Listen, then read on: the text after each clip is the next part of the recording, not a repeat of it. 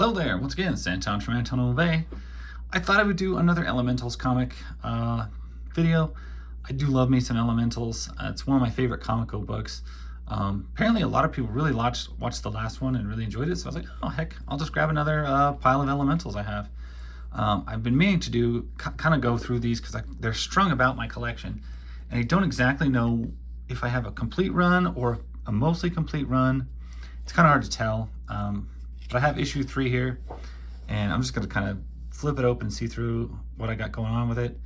It's one of the odder independent comic book universes I have. This is I just looked, I forgot, 1989, and a $1.95 cover price, which that is expensive. I always point out how expensive that is, because it is. But yeah, I also really respect the quality of these books. They use really great paper. It's nice and thick. They used a lot of color. I don't know what strange yellow liquid she is swimming in, but it looks disgusting. It's a river of urine. But that, of course, is Fathom, which is a different Fathom than a lot of comic book characters know. Most people know the Wildstorm Fathom, and this is a green aqua-based superhero Fathom. Interesting character. Certainly a fan favorite, I think, of the Elementals, just because she's kind of quirky and she's attractive but not conventionally attractive, and just an interesting character. Yikes, plane lost all its wings.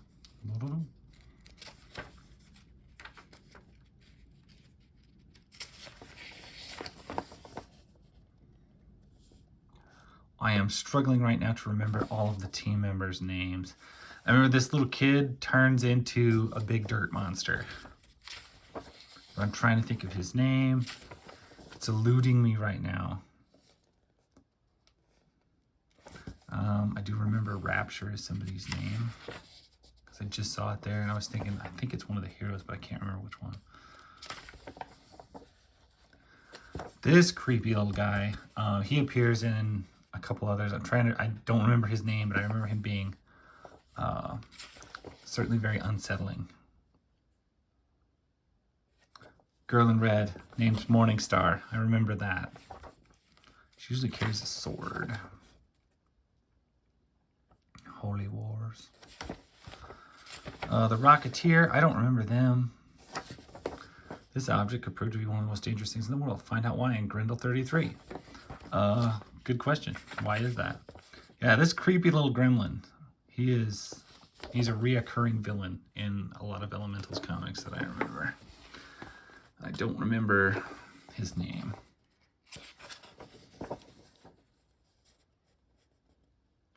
I woke one morning and found myself famous. Byron. Elementals on the cover of Rolling Stones. They're hot, they're sexy, they're dead. By Hunter S. Thompson. Nice. That is clever. Yeah, they're dead. So I mentioned this one time in an Elementals video that the Elementals are dead, and they're like reanimated and brought back, but they're kind of like messed up. They don't seem normal. They seem off and wrong. That's kind of a weird thing. And everybody was like, I don't remember that at all. And I'm like, no, I swear.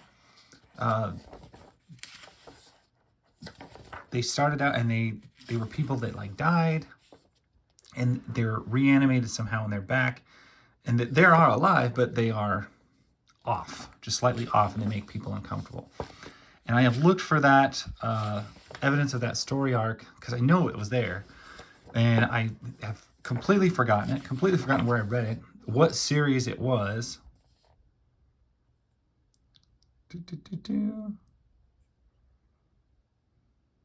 Gotta read this for a second.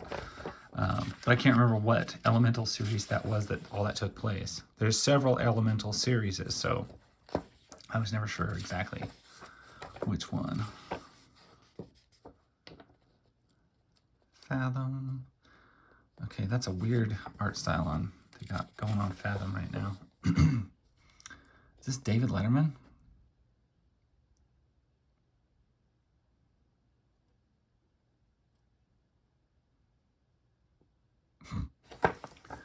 Odd stuff.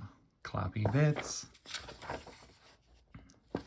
Yeah, the torment of superheroes in the limelight of society. And it is one of the things they cover repeatedly, is how it works to be a superhero, like a real superhero in a real world, you know, with all the stuff going on. Mage. Ah, yes. And they're often total wraparound covers. Almost all the Elementals books that I think I've gotten have been total wraparound covers. But is this one? Yes, it is. So like that, you get full wraparound covers, which I think is a cool thing. This book is a little commended at the top there.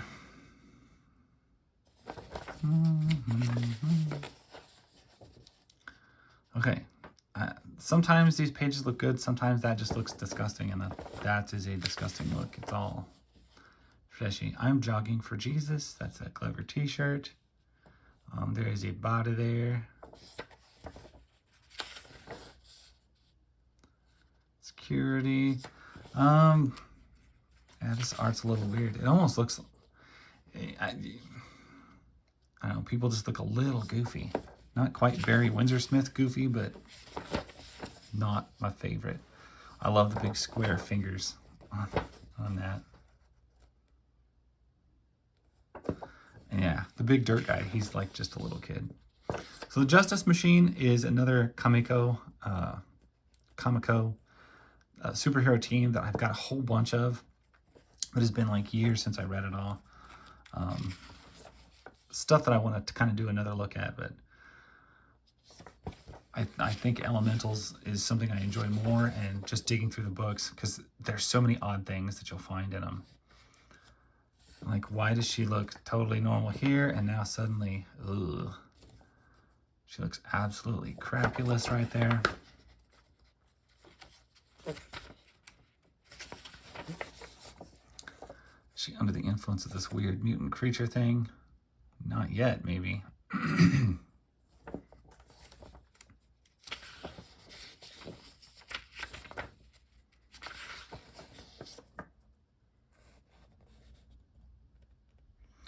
Yeah, if I remember this little guy, he is more than just like a monster that will eat you or maul you. I think he's like a creepy, like nasty, mess with you in like a mental or sexual way type monster. I just remember him being like awful. And I can't remember all of it, but like I said, it's been a long time. I hated the thing, whatever it was. Or he messes with your memories or something. But everybody like super, like they don't just like, he bit his eyes out. Yeah, they don't just hate him because he's a bad guy. They hate him because like the personal nature of the attacks that he always renders on people is one of the things everybody really hates. Issue 25. Is this another wraparound? Of course it is. It's comico. It's Elementals. It's full wraparound. Big crazy fire guy.